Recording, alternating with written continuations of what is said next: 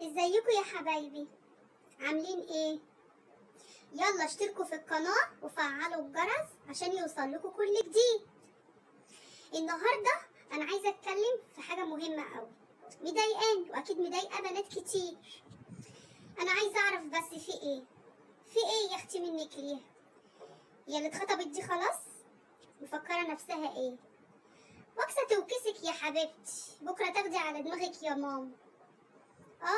بكرة تاخدي على دماغك، ما تبصيش بس لشوية المحن اللي انت فيه ده دلوقتي. اللي اتخطبت تعايرني انا اتخطبت وراحة جاية توريني الدبلة في ايديها وتبصلي من فوق لتحت. ليه يا حبيبتي مفكرة نفسك ايه؟ هو حظ بس، حظ. انا لو قلت يا حظ هتلاقيهم توابير كده، توابير، وانا كمان اللي هتأمر وهقول مش عايزة ده وعايزة ده.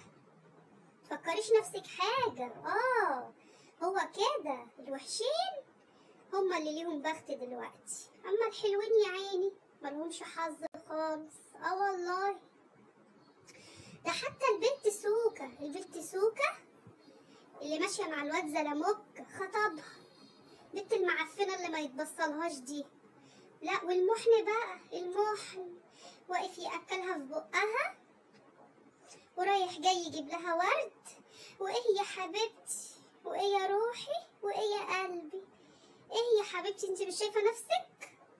مش شايفه نفسك ولا ايه؟ لا بصيلي كده وشوفيني. في ايه يا ماما؟ بصي لنفسك في المرايه يا حبيبتي، انا ضفري برقبتك يا حبيبتي، ولا بس حظي كده. وبعدين في ايه يعني؟ هتتجوزي؟ ايه يعني هتتجوزي؟ تعالي شوفي كل المتجوزين دلوقتي عاملين ازاي، تعالي شوفي يا حبيبتي بيعملوا ايه في بعض. على الاقل انا مرتاح، بس انتوا سيبوني في حالي بقى، ملكوش دعوه بيا اتخطبت ولا ما اتخطبتش، انا حره، انا مش وحشه يا حبيبتي. انتوا لو مش مريحين نفسكم كل واحد يخليه في نفسه. في ايه يعني؟ مالكم؟ في ايه؟ احلى مني في ايه؟ مفكرين نفسكم ايه؟ قاعده عندكم باكل في بيتكم، بتلبسوني، بتجيبولي ايه؟ محدش ليه حاجه عندي، انا حره. دي اتخطبت دي ما اتخطبتش، انا مالي يا اختي؟ كبرتي تقولولي كبرت ايه؟ مالي يعني؟ مالي كبرت ولا صغرت؟ اتجوز دي مش نافعه، دي مش عارفه تقعد في بيتها، اتطلقت مش بتاعت عيشه، ما بتعيش، مفيش حاجه نافعه معاكم. ايه نعمل ايه يعني؟ ولا كده نافع ولا كده نافع، ده حاجه تزعل. ايه يا اختي منك ليها؟ ايه اهلك كانوا جم اشتكوا لكم؟ قالوا لكم حاجه؟ اني قاعده على قلبهم مثلا؟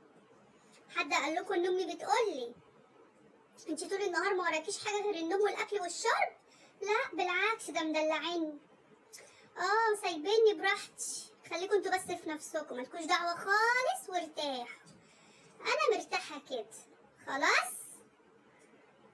حاجه تزهق اختي.